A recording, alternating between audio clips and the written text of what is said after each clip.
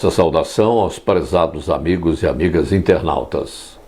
Com a graça de Deus, estamos mais uma vez com as senhoras e senhores para estudarmos a Bíblia Sagrada, a Palavra de Deus.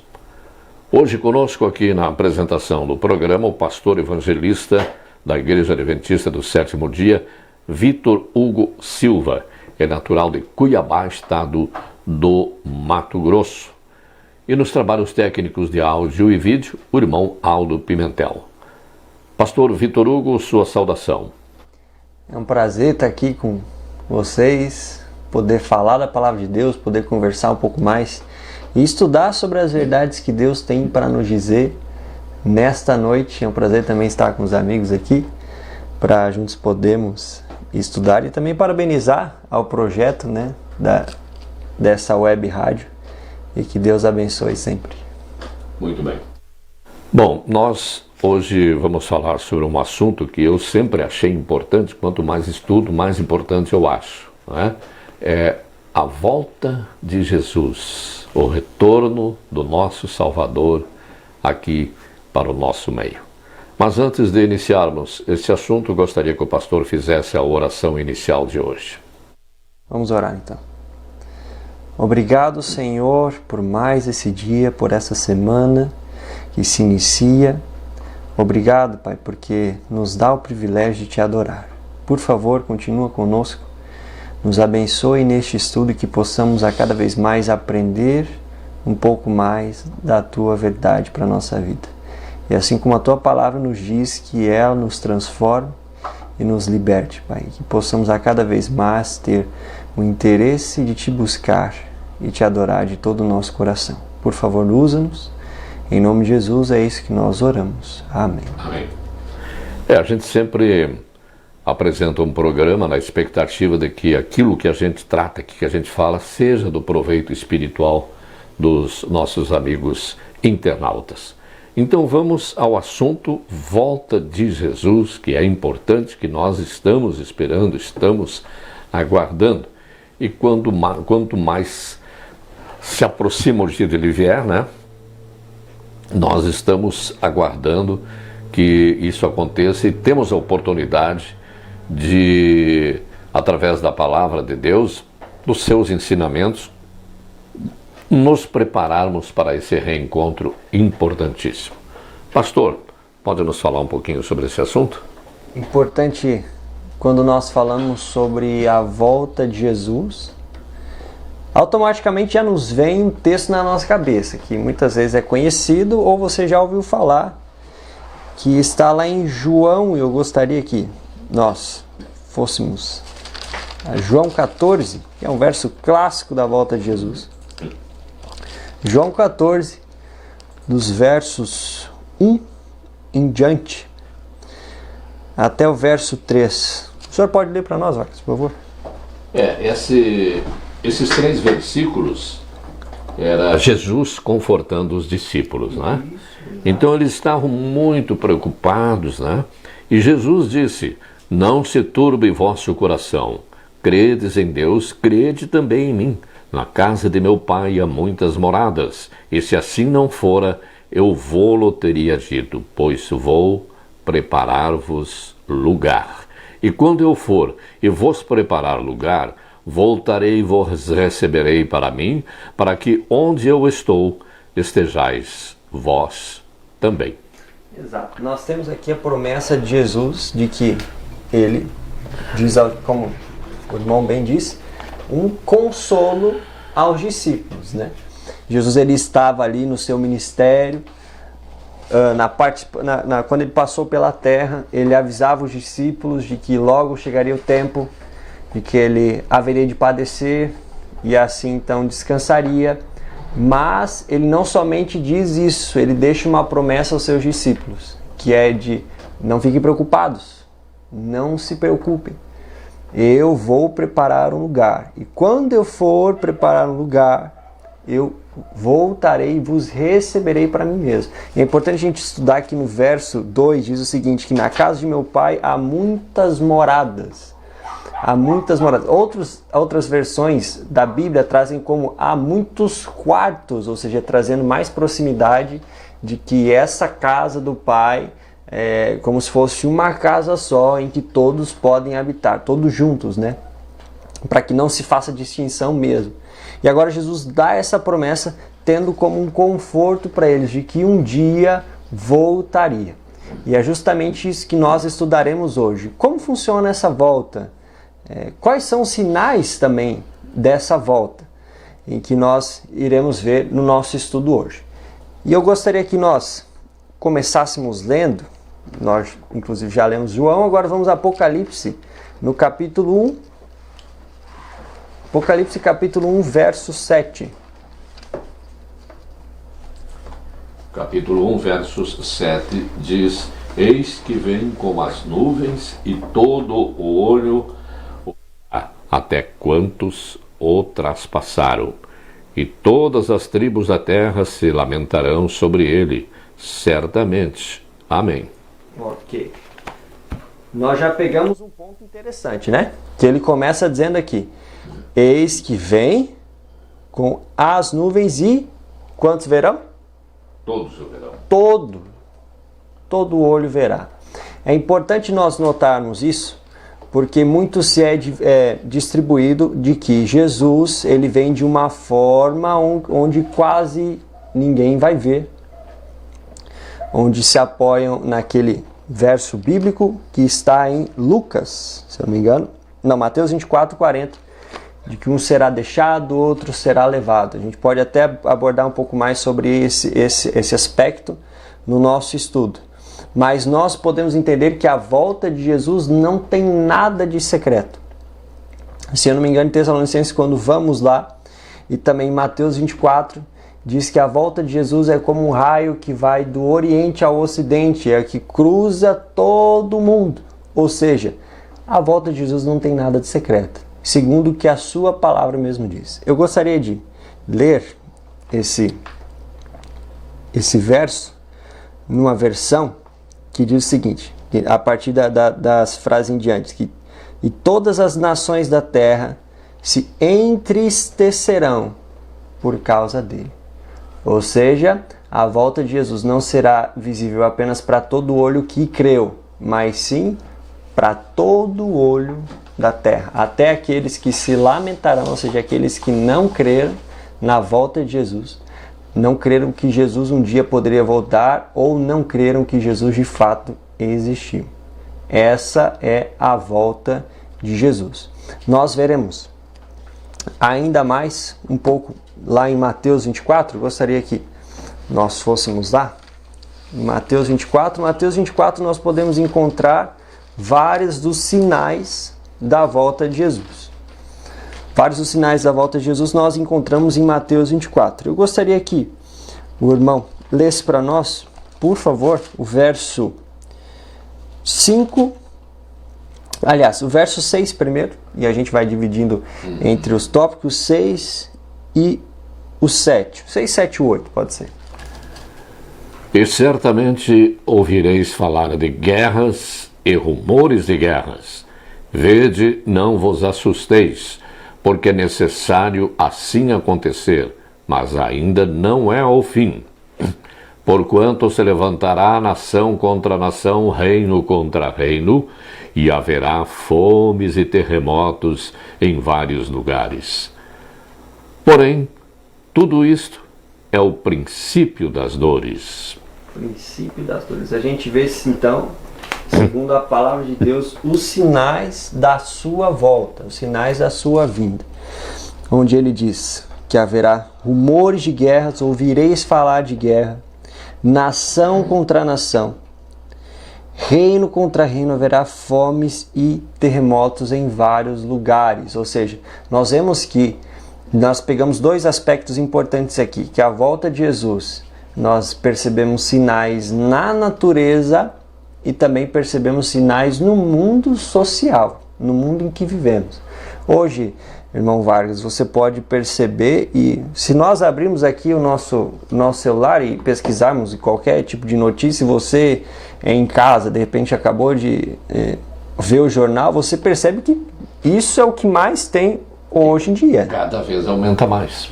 Cada vez aumenta. Inclusive, pastor, eu li um tempo atrás, não me lembro qual é o órgão mundial que controla as catástrofes.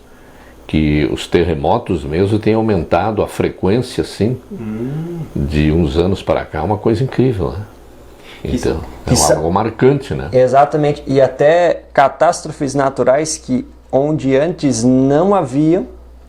Isso são fontes de moradores mesmo há muito tempo em vários lugares, de lugares que não haviam e agora começa a ter várias dessas catástrofes. São mudanças que a Bíblia já tinha predito muito antes. Mas voltando um pouquinho, pastor, onde o senhor falou ali que todos ouvirão, haverá aqueles que ficarão apavorados até se esconderão, né? Exatamente, isso. Isso, exatamente. Está Apocalipse 6, verso 14 até o 17, diz exatamente sobre isso. Quando nós vemos aquela visão, né, de que Jesus está vindo, está voltando, e olha uma coisa interessante. Jesus ele está voltando, e aí como ele diz, todo olho verá, até os que se lamentarão. Mas lá em João, o primeiro que a gente leu, ele diz o que? Não se turbe o vosso coração. A volta de Jesus, na verdade, é para não se turbar, ou seja, não é para ficar preocupado. Mas na volta de Jesus terão aqueles que vão ficar preocupados. Como diz, Jesus morreu na cruz para nos salvar. Mas nós precisamos ter uma vida que faça jus a essa salvação. Exatamente. Que faça jus a essa salvação, e aquelas pessoas que se rebelam, não acreditam na volta de Jesus e continuam uma vida assim, no oba-oba, como se diz, né? Aí que eles vão entrar, vão se apavorar, né? Exato. Porque, e muitas vezes a convicção deles será, digamos assim, muitos não será pelo fato de, por exemplo, estivemos vivendo uma vida errada, mas na verdade, vem aí aquele que vai acabar comigo. Ou seja, até mesmo sendo no último ponto, ainda assim o coração ficará fechado. Sabe uma coisa que eu acho interessante? Eu vi isso de um estudioso uma vez, que ele disse: nosso corpo, as nossas células, ela busca o máximo possível, dentro das condições que nós vivemos, buscar a sobrevivência. Quando você machuca, faz um cortezinho, o que aparece logo ali? Cria-se uma proteção, uma casquinha, que é justamente o sistema imunológico do corpo protegendo dessa... Se restaura. Né? Exato, se restaura. O nosso corpo, ele busca por sobrevivência, ele busca pela vida. E quando nós vamos ver Apocalipse 6, onde os ímpios vão chegar e vão falar o quê? Vão procurar a morte, e diz que o verso bíblico diz, eles procurarão a morte e a morte fugirá deles. Então agora o corpo humano, né, e dessas pessoas que estão perdidas, troca-se o sentido. Ao invés de procurar a vida, ao invés do corpo humano trabalhar para conservar a vida, o corpo humano agora vai trabalhar para procurar a vida.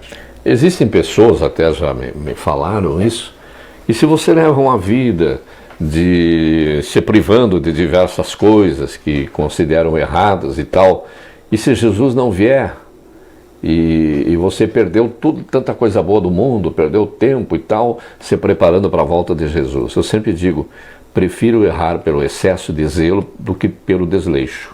Nossa. Não é? Essa pessoa, digamos assim, que às vezes convive com a gente, se Jesus voltar e ele não acreditou na volta de Jesus e levou uma vida desregrada contra os ensinamentos de Deus, essa pessoa se lamentará muito mais, porque eu posso dizer, conservei a minha saúde, vivi bem e tudo, acreditando numa coisa que não aconteceu, mas o outro pode dizer, eu não acreditei e agora vou ter que aguentar as consequências. Exatamente, né? É meio que nós pensamos assim, né? Se eu vivi minha vida com fé, né? Você que está em casa também, viveu a sua vida acreditando na esperança do Salvador. Quando Jesus volta, você que foi fiel, você ganha a salvação. Mas se você que viveu fiel, se de fato a salvação não existisse e a volta de Jesus não existisse, o que é que você perdeu? Aos olhos mundanos, você pode ter perdido tudo, né? Você perdeu a oportunidade de se divertir, de curtir a vida, de aproveitar, né? De exercer a sua liberdade, entre aspas. Mas, na verdade, aquilo que nós acreditamos Nós vemos vários personagens da Bíblia, inclusive Jó, ele chegou a um ponto de até se declarar, mesmo que meu Salvador, meu Redentor não exista, eu fico feliz de tudo que eu tenha passado. Imagina só, é uma fé, uma convivência com Cristo de tal maneira de que se nós vivemos, e mesmo que de fato Jesus não voltasse, seria um prazer. Foi um prazer viver a vida de... Porque Jó, por tudo que ele passou, coisas incríveis, que Jesus até falou para Satanás, só não mata ele, né? Exato. E por tudo que ele passou, até rodeado de pessoas que o aconselhavam, deixa esse teu Deus, que Deus é esse, né? Os amigos, e ele né, foi firme, né? Ele foi firme. Então, a pessoa, digamos assim, se leva uma vida libertina, de bebidas e coisas e tal, até perde a vida antes do que aquele que, entende? Que se cuida. Como eu digo, os meus amigos de juventude, 99% estão mortos. Nossa. Por quê? Porque viveram na droga. Eu agradeço a Deus todos os dias. Nunca pedi para Deus que me livrasse da droga quando eu era novo, mas Ele me livrou. Eu chegava a estar numa sala assim que tinha 10 pessoas consumindo droga e eu não sentia vontade. Eu até sempre dizia, eu não preciso, eu já sou louco sem droga, né? Então, mas me saía bem, já tentaram até me aplicar a força, né? Eu reagi, graças a Deus, porque os caras de tão drogado que eram ficavam fracos, né? Fazem qualquer coisa, né? Então, eu fiquei impressionado, pessoas que tinham uma saúde boa, que praticavam esporte, tudo, e tinham dinheiro, às vezes quanto mais dinheiro tem é pior, né? Mais facilita, né? Então hoje eu lamento, até esses dias conversando com um amigo antigo, eu digo, nossa turma, se foi tudo, né? Né? Então a gente, que digamos assim, que Jesus não volte, pelo menos a gente tem digamos assim, a graça de viver melhor. Exato. Pela nossa saúde e pela convivência com a família e com todas as outras pessoas. Né? E de viver de uma forma que é feliz. Inclusive, eu estava vendo num estudo, e isso é comprovado cientificamente, que eu ter uma religião, ter uma crença, isso faz bem para a minha saúde. Sim. Crendo ou não, mas isso é de fato comprovado. E quando nós vivemos de uma maneira que ela é libertina, que como o próprio irmão Vargas falou, isso nós não estamos exercendo a nossa liberdade, nós estamos exercendo uma libertinagem. Estamos abusando. Exato, que é uma falsa sensação de que eu sou livre para fazer aquilo que eu quero. Na verdade é muito pelo contrário. Liberdade, a definição de liberdade é fazer tudo o que eu posso dentro do limite que foi me dado. Ou seja, a salvação está à nossa disposição. Nós temos a salvação como um presente de Deus. Ao enviar seu Filho para morrer por nós, para todo aquele que crer, não pereça. A salvação ela é estabelecida. Todos são livres para aceitar, mas não são todos que aceitam. E é engraçado que você... um ponto interessante, você comentou dos seus amigos que 90%, mais de 90% hoje já estão mortos, né? E são consequências da vida que escolheram. E aí você percebe, será que de fato era uma liberdade? Alguém que escolheu viver utilizando das coisas que o mundo traz, hoje, ou em algum determinado momento, se viram presos. Chegou um ponto que não era mais liberdade. A pessoa não conseguia sair daquela situação. Né? E assim, a gente encontra pessoas, às vezes, de outras denominações, que a gente fala sobre a palavra de Deus, sobre os 10 mandamentos e o que Deus ensinou, o que Jesus pregou também. E eles dizem, não, os 10 mandamentos, nós estamos em tempo de graça. Mas daí o quê? Eu vou agradecer a graça que eu recebi fazendo as coisas erradas? Como uma vez eu recebi, quando eu dirigi uma rádio em Santa Catarina, 2 pastores que vieram queriam fazer um programa na rádio. Então eu costumava fazer tipo uma seleção, pedir para ele gravar um piloto para mim escutar, se não tinha muita exagero e problema de português mesmo, de falar errado, né? Como se fosse um teste, né? Porque a rádio é um veículo de cultura também, né? Então ele disse para mim, ele sabia que eu era adventista, eu tinha a Bíblia sobre a mesa. O senhor é dos adventistas, que não come certas coisas, que isso, que aquilo, ainda guarda os mandamentos, mas o senhor sabe que está escrito na Bíblia que o errado é o que sai da boca, não o que entra pela boca, que faz mal. E nós estamos libertos de ser presos aos mandamentos. Aí até eu escutei ele falar e tal. Aí num momento eu disse para ele, o senhor me dá licença, que eu vou descer na oficina, que era o andar inferior, e vou trazer um litro de éter, ver quantos goles o senhor toma, sem fazer mal. E vou fechar o cofre estava atrás de mim, porque de repente a sua igreja está precisando de dinheiro, o senhor pode levar o dinheirinho que eu tenho aqui. Mas também não é assim. Eu digo, mas é a realidade. Né? Então as pessoas saem roubar, por quê? Porque não é mais pecado, porque nós, Jesus... E até tem aquelas pessoas que dizem, a gente peca, mas 1 segundo da vida, a gente está morrendo, se arrepende, pode ser salvo. Não, se você já viveu com essa intenção, você já está errado. Né? Então as pessoas têm, como eu digo sempre, como Jesus disse lá em Mateus também, 22, 29, errais não conhecendo as Escrituras. Temos que conhecer, que estudar. E quando fala sobre tempo da graça, aqui nesse livrinho que eu lhe mostrei, eu até criei acho assim que posso não estar certo, mas eu sempre digo, nós vivemos assim num trinômio. Graça, mais fé e mais obras. Porque na Bíblia mesmo diz que a fé sem obras é morta. Exatamente. Então uma coisa puxa a outra. Eu recebi a graça que Jesus me deu da salvação, eu sou grato por isso, eu vou obedecer ao que Jesus ensinou, vou ter fé na palavra dele e vou praticar boas obras. As boas obras, o que inclui-se aí os 10 mandamentos, não fazer isso ou fazer aquilo. As boas obras, elas entram como uma manutenção da fé. Claro. Por que a fé seria morta? Porque, de fato, como é que eu sustentaria a minha fé sem que eu demonstrasse através das obras? Por isso que não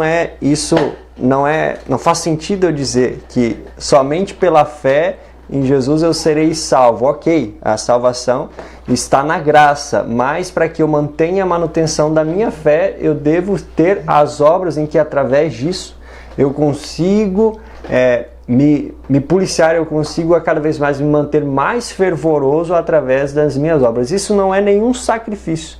Isso, na verdade, é um privilégio ainda maior. De que se você foi alcançado pela graça, foi alcançado pelo sacrifício de Jesus, por que não falar?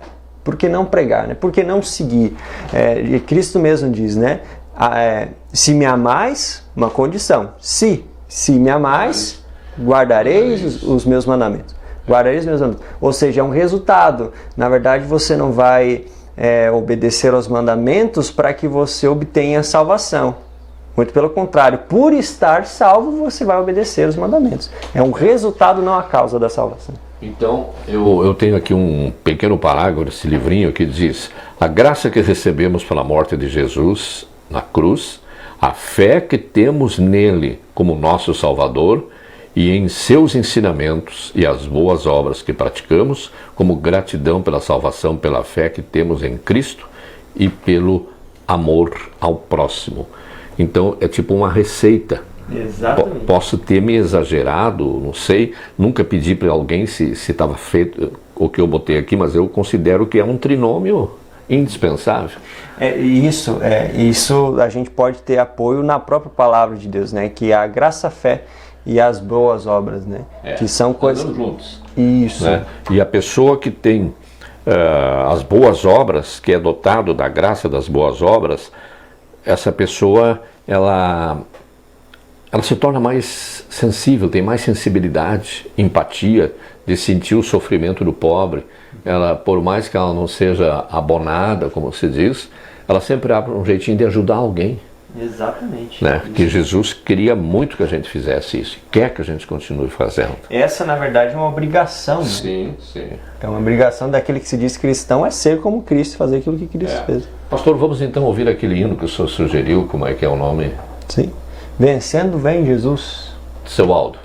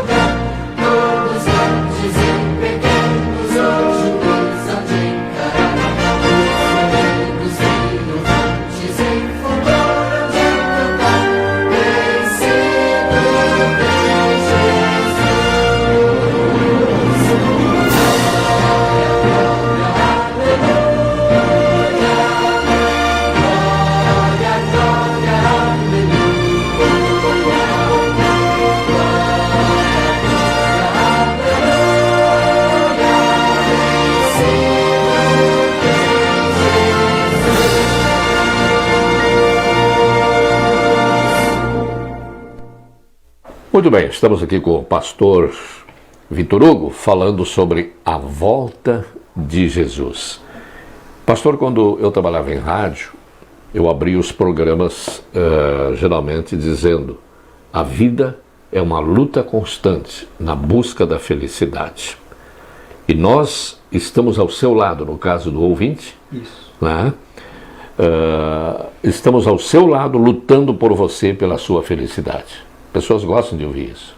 Mas depois que eu comecei a estudar bastante a Bíblia, eu mudei um pouco, acrescentei, né? Aí eu dizia assim, falava essa frase e dizia: mas na verdade, nossa grande luta deve ser na busca da felicidade eterna. Exatamente. Entende? Isso. Porque às vezes as pessoas até perguntam: mas por que na felicidade eterna? Não, porque como é que você vai buscar? Você vai estudar, vai procurar seguir os ensinamentos de Cristo, e você está batalhando pela felicidade eterna, não só pela felicidade mundana aqui, né? Mas é por uma felicidade posterior, né?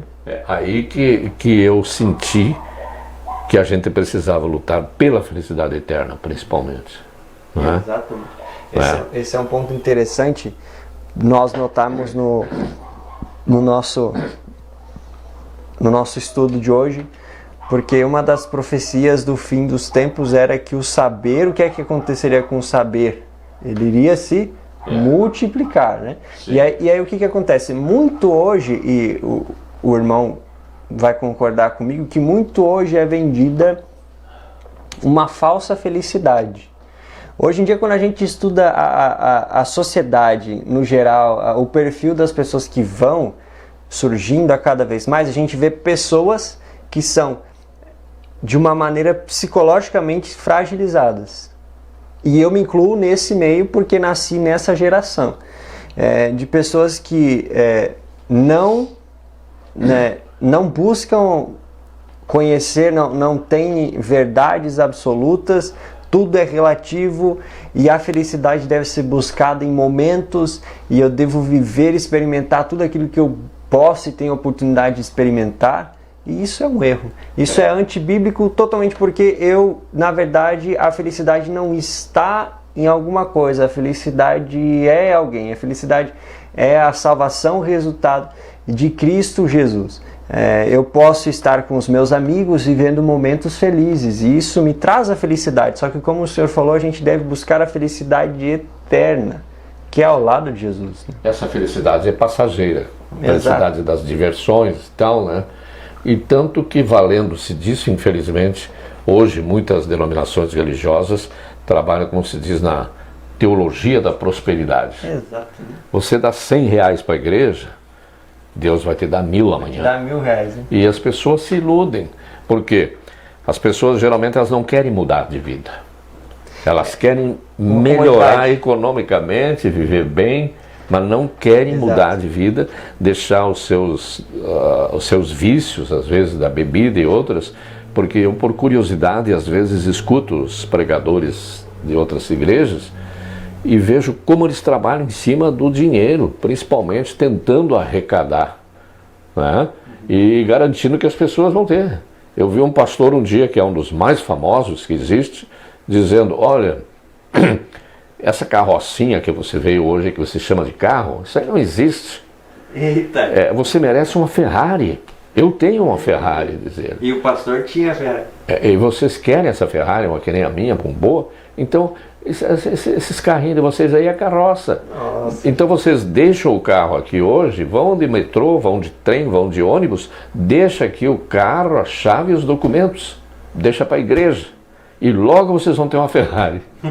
E tem gente que acredita. Muita gente sincera. Muita gente sincera, inclusive. Né? Ali é que tem aquela passagem, não me lembro se é no livro de Mateus ou Marcos, que Jesus ele disse, mas mestre, eu preguei em seu nome, eu curei em seu nome, e Jesus, afasta-te, não te conheço. Exatamente. Né? Isso, justamente, isso tem tudo a ver com aquilo que nós estamos estudando hoje, porque isso, a cada vez mais, não é somente na sociedade que é vendido que a gente tem que aproveitar os prazeres deste mundo, mas até na igreja, como a gente lê aqui, né, muitos virão em meu nome dizendo ser o Cristo, mas para fazer milagres e prodígios aqui na terra, para prometer o que? Como o Senhor falou, bens materiais, para prometer bênçãos financeiras, que a cada vez que você der mais, você vai receber mais. Ou seja, parece que a volta de Jesus está distante até nas igrejas. Porque o que acontece? A volta de Jesus, como a gente vê, é uma realidade. E quando a gente acompanha os sinais, a gente vê que não falta nada para a volta de Jesus, assim como a gente vê no verso 14 de Mateus 24, que será pregado o evangelho e todo mundo então virá ao fim. Só que quando a gente acompanha aqui as guerras e o jeito que o nosso mundo, a sociedade, que é o amor de muitos se esfriaria, o mal se multiplicaria, e a gente acompanha, gente, cada tristeza e acontecimentos que vão acontecer, o que mais falta para a volta de Jesus? E a igreja que deveria ser a preocupada para proclamar, para cada vez mais pregar de que nós não devemos acumular bens aqui, nos preparar a viver o reino aqui na terra, a partir daqui, não tem feito esse papel. E aquilo que nós vemos que vai totalmente do plano do inimigo de Deus, que é a salvação de Cristo está longe. A volta de Jesus está longe. Vai demorar ainda para acontecer. Isso eu até ouvi de muitas vezes pessoas, de fato, dentro da igreja, falando, não, Jesus vai voltar há muito tempo já, Jesus vai demorar a voltar ainda, eu vou viver minhas coisas, eu vou acumular minhas coisas, mas é aí que nós nos enganamos. Porque a volta de Jesus, ela é um acontecimento que é repentino para nós. Porque, por exemplo, eu estou vivendo minha vida aqui, nós estamos gravando, né, esse episódio, mas nem eu, nem o irmão Aldo que está ali, nem o senhor que está aqui, nós não sabemos qual será o nosso futuro. Ao sairmos daqui, e o que pode acontecer na minha vida, e Jesus já voltou para mim. E aí, cadê a salvação que vai demorar? Não, a salvação já... A oportunidade você já teve. Porque Eu só lembro a passagem, assim, eu não lembro agora de cabeça qual é a passagem, mas aquela que fala que deve ter cuidado, que eles enganarão até os eleitos. Eleitos, exatamente. Né? E tem a outra parte que diz, e farão comércio de vós, né? Que vão pregar futilidades e coisas, e farão comércio das pessoas, é o que está acontecendo. Exato. Pedir dinheiro, pedir para deixar o carro, isso e aquilo, né? Então, e as pessoas se deixam enganar. Por exemplo, eu digo, no tempo que os apóstolos usavam o dom de línguas, porque era uma necessidade, né? Sim. Porque eles chegavam lá 4, 5 línguas diferentes e eles falavam a língua que todos entendiam. Ali entrava o Espírito Santo também. Isso, o Espírito Santo capacitando. Né? E hoje não. Eu assisti até uma ocasião numa igreja bem pequena, umas 8, 9 pessoas, e um pregador lá na frente, numa noite, eu passei e parei para olhar o outro amigo, olha o que está acontecendo lá. Aí o pastor começou a falar um monte de palavras que não existem. E não sei o que, os outros tudo olhando assim. E ele disse que era o dom de línguas. Se tu perguntar para ele, repete a primeira frase que tu disse, ele não consegue. Esqueceu, né? Entende? Ele não lembra. Então as pessoas se deixam enganar por falta de conhecimento. Erram porque não procuram conhecer. Exato. Como no estudo do livrinho, na impressão, antes eu entrevistei diversas pessoas sobre diversos assuntos que eu queria tratar aqui. E então as pessoas tinham assim, eu disse, tem que estudar a Bíblia. Eu disse, mas a Bíblia é um livro grosso, de letra pequena, só de olhar eu já canso. Entende? E aí eu recomendo aqui também, que vão em busca de cursos. Os cursos, por exemplo, vamos dizer, tem de 7, 18 lições, cada lição trata de um assunto. Dos estudos bíblicos. E esclarece, e quanto mais tu estuda, mais vontade tu tem de estudar. Sim. Porque se tu pegar a Bíblia do começo ao fim, tu não vai entender 10%. Exato. E se tu fizer um estudo em partes, vai entendendo em partes. Né? Exatamente.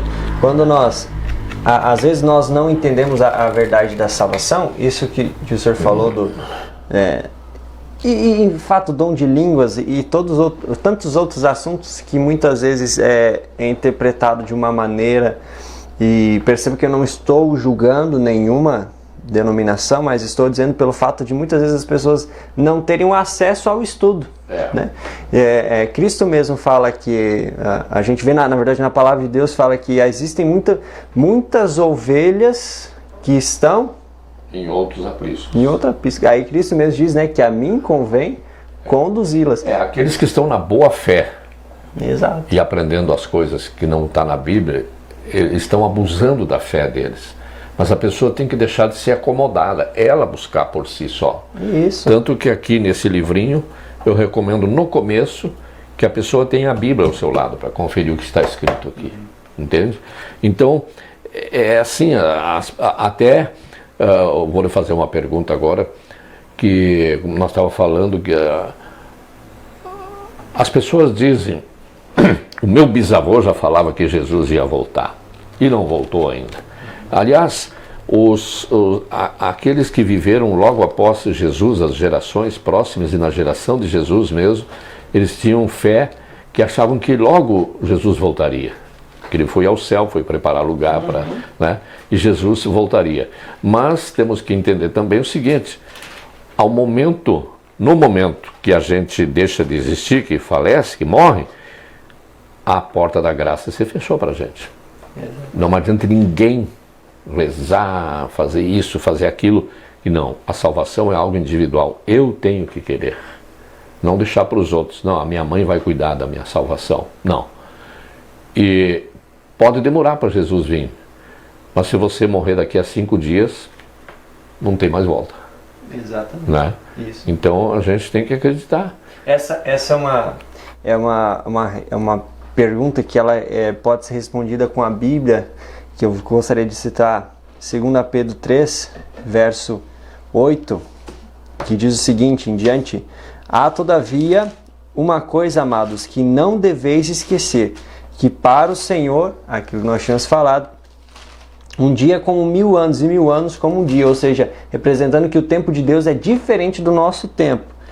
E aí continua no verso 9: não retarda o Senhor Não retarda o Senhor a sua promessa, como alguns a julgam demorada. Pelo contrário, ele é longânimo para convosco, não querendo que nenhum pereça, mas que todos cheguem ao arrependimento.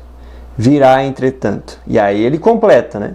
No verso 10, virá, entretanto, como um ladrão, dia do Senhor, no qual os céus passarão com o estrepitoso estrondo, e os elementos se desfarão abrasados. Também a terra e as obras que nela existem serão atingidas. Ou seja, o Senhor não está tardando a sua promessa. Por mais que você que já é da igreja, você que da sua denominação específica pode cantar que Jesus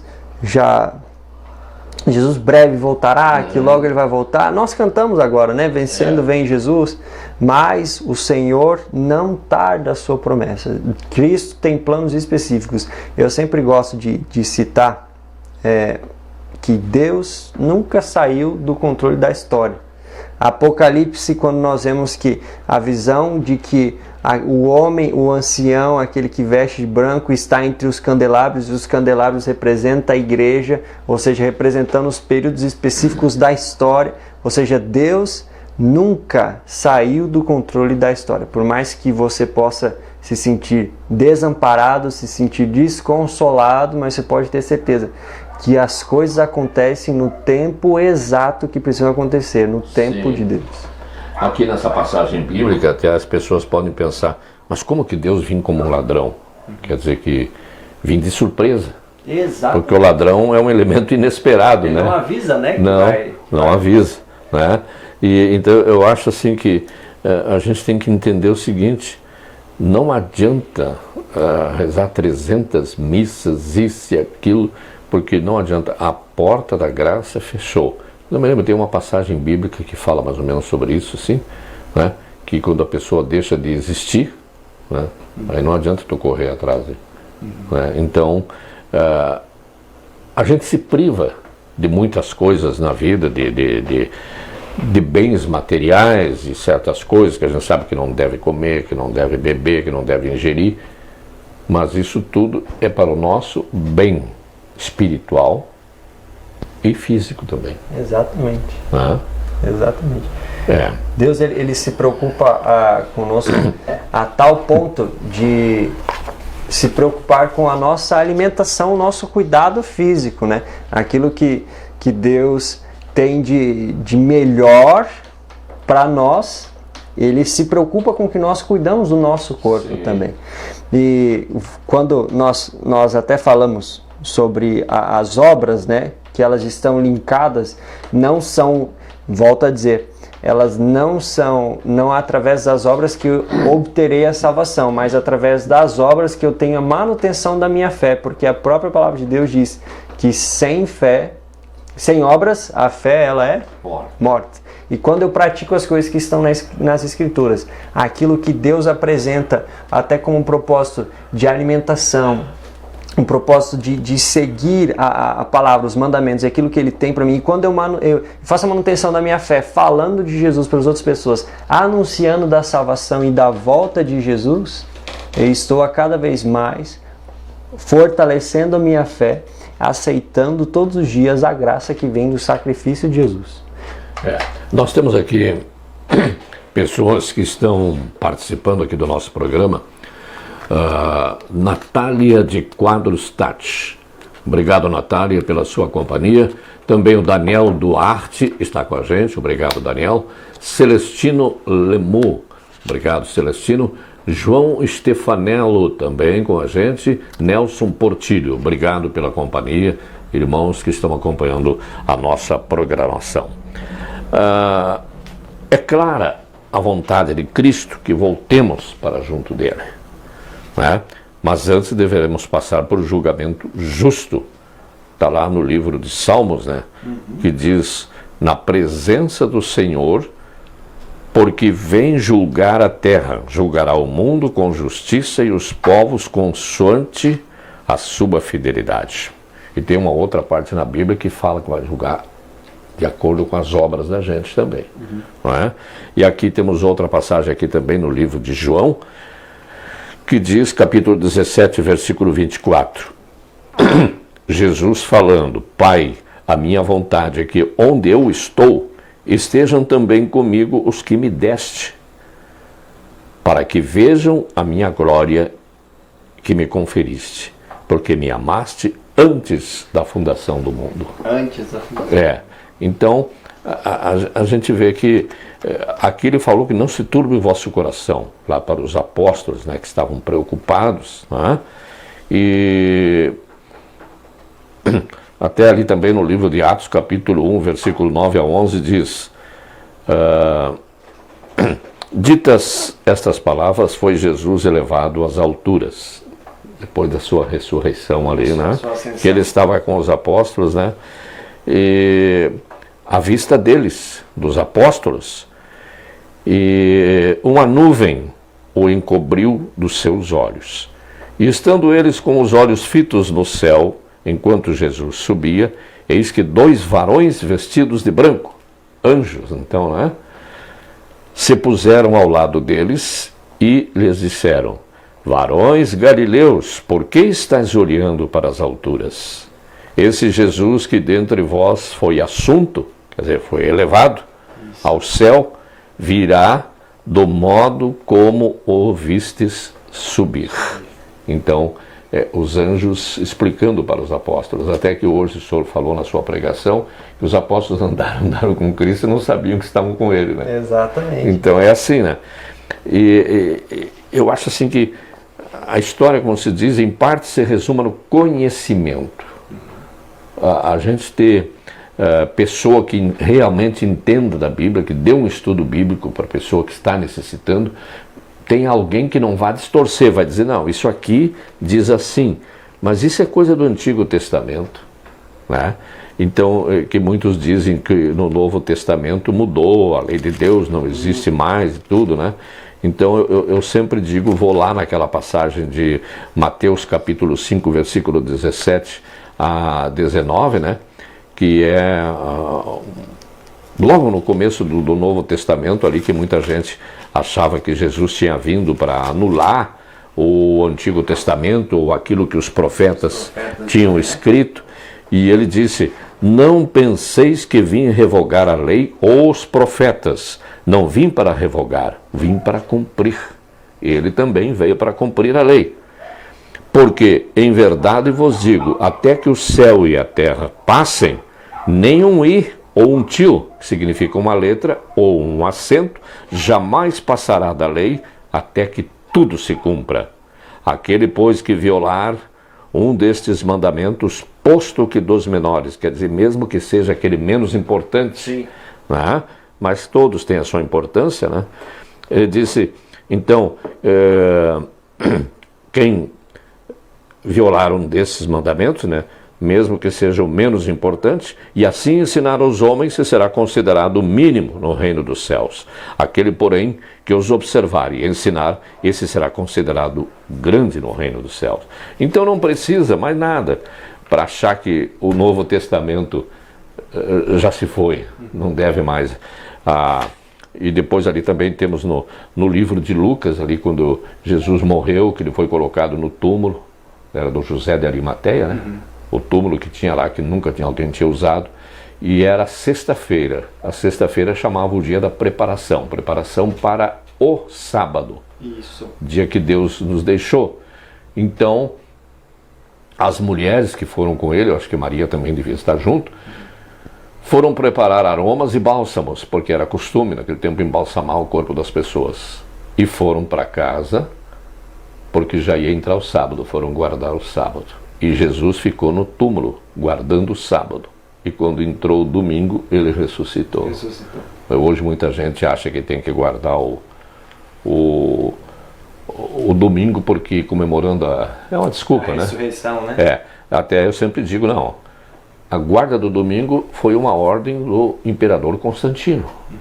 Que ele entrou no cristianismo porque o cristianismo estava em alta. Era uma vantagem política para ele. Foi uma estratégia totalmente política, né? Porque aí no dia 31 de março de 331, que ele baixou aquele edito, que seria um decreto, que a partir daquele dia, o dia de descanso tinha que ser o domingo, o dia do Deus dele, o sol.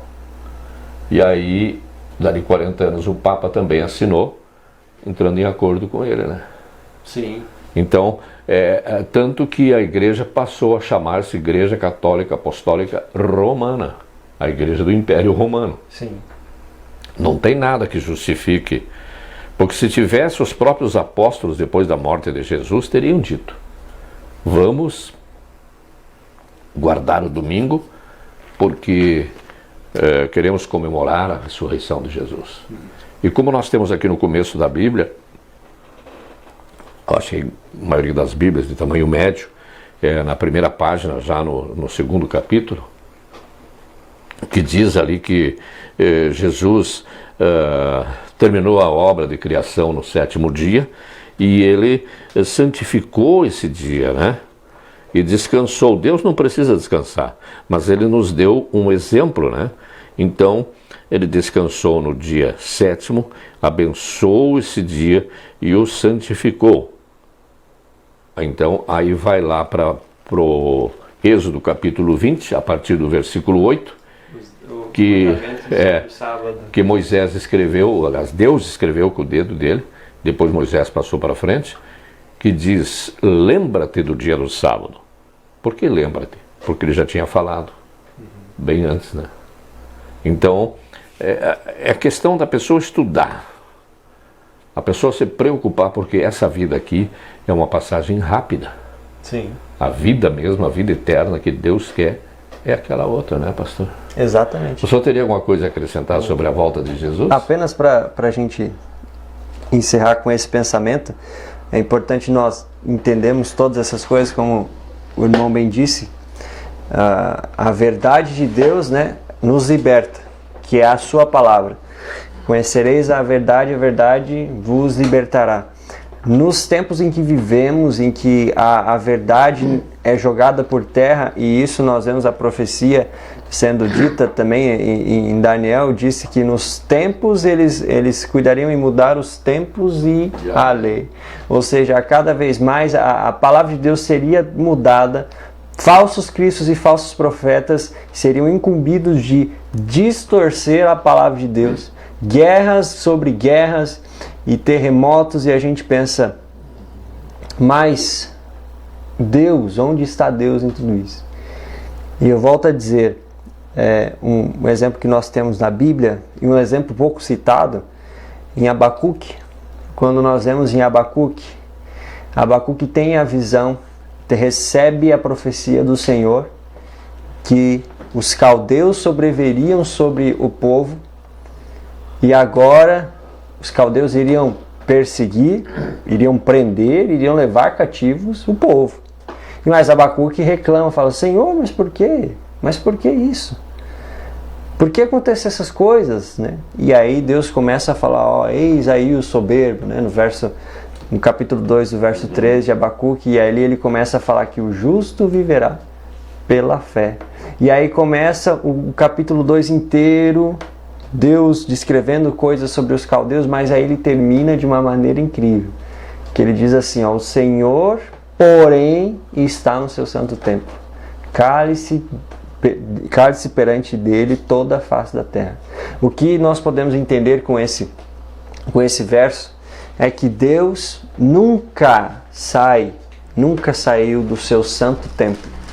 Deus continua no controle de toda a história, até porque podemos ver em Abacuque 3, no verso 18, que ele diz: todavia me alegrarei no Senhor. Aquela música que a gente conhece: ainda que o fruto da oliveira minta, a figueira não floresça, ainda que todas as coisas deem errado na minha vida, eu me alegro no Senhor e exulto no Deus da minha salvação, porque Abacuque tinha a promessa que Deus tinha dado para ele no capítulo 2, que eu, Senhor, estou no santo templo. Eu estou no controle da história. Cale-se, ou seja, fique tranquilo, que a fé te salve, que você viva pela fé. E hoje o apelo que fica para nós, hoje, ao vermos tantas coisas acontecendo e apontando para os sinais dos fins dos tempos, é que nós tenhamos essa noção de que o Senhor nunca saiu do controle da minha e da sua vida, da nossa vida. Deus nos ama a tal ponto que, assim como o irmão Vargas disse, nos deu a palavra para estudarmos, para nos aproximarmos das verdades que Ele tem a nos dizer. E hoje é o dia que Ele nos faz esse convite para estudarmos a Sua Palavra e para sermos transformados através dessa palavra e entendermos que o dia do Senhor está próximo. Você estará preparado? Será que eu estarei preparado? Assim como vimos, é comparado como um ladrão. O ladrão não avisa quando vai vir. Será que nós estaremos preparados quando então Jesus voltar, retornar para nós? Fica a reflexão para a nossa vida, que nós possamos a cada vez mais buscar a Deus, estar atento ao estudo da Palavra de Deus, para que possamos entender que logo, logo, quando Ele voltar nas nuvens, nós possamos estar naquele grupo em que fica feliz e canta e exalta dizendo: esse é o nosso Deus, a quem nós aguardávamos. A gente realmente, se a gente estudar a Bíblia, a gente encontra a justificativa por que Deus deixa acontecer isso, acontecer aquilo, né? E nós precisamos obedecer a Deus, que Deus vai, como se diz, nos ajudar muito, com certeza. Não vai nos dar uma Ferrari, né? Nem pega bem, né? Mas Deus está sempre conosco, né? Amém. E como se diz, temos que acreditar no que está escrito aqui, sem distorções. Exato. Existe uma ligação entre o Antigo e o Novo Testamento. Até lá em Daniel a gente vê que tem aquela ligação com as profecias ali, com o Apocalipse também, né? Então nós temos que valorizar a palavra de Deus e estudar muito. Isso, né? Então, pastor, somos muito gratos pela sua presença aqui, que o senhor ilustrou. Agradeço o convite. Ilustrou muito o nosso programa e esperamos que outras vezes aconteçam, né? Ah, com certeza. Certo? Com Tá? certeza, estamos à disposição. Então, muito obrigado. E eu gostaria que o senhor fizesse a oração final. Vamos orar. Feche seus olhos, vamos falar com Deus. Senhor, obrigado porque tem feito maravilhas na nossa vida e nos dá a Tua palavra para que por ela sejamos transformados. Nós estudamos, Pai, que a Sua volta está muito próxima e queremos nos preparar todos os dias para que assim quando o Senhor voltar nas nuvens, assim quando todo olho o contemplar, que possamos dizer: esse é o nosso Deus, a quem nós tanto esperávamos. Pai, por favor, que a chama da esperança da Tua vinda arda no nosso coração a cada dia mais e que possamos ter a certeza de que o Senhor está no controle da nossa vida, mesmo que por acaso aconteça alguma situação que é diversa, mas nós possamos entender que o Senhor está no controle da nossa história. Por favor, fica conosco, dá-nos a paz que vem de Ti, no nome de Cristo Jesus nós oramos. Amém. Amém. Então, mais uma vez, eu agradeço o pastor. Ele vai ficar até o mês de abril aqui, né? É a Páscoa, né? Isso, até a Semana Santa, né? Sim. E creio que muitas famílias, talvez estejam escutando, serão visitadas pelo Senhor. Amém. Né? Amém. Na sua missão evangelística, né? De pregar a palavra de Deus, de ir ao encontro dos necessitados.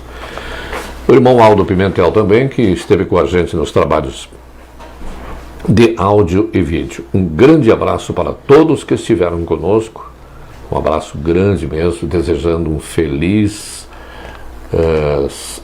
feliz semana, né? E no próximo sábado nós estaremos aqui na entrada do sábado mais uma vez com o Pôr do Sol, programa que tradicionalmente fazemos no final da sexta-feira e entrada do sábado. Amigos, muito obrigado pela vossa companhia e fiquemos todos com o nosso bom Deus.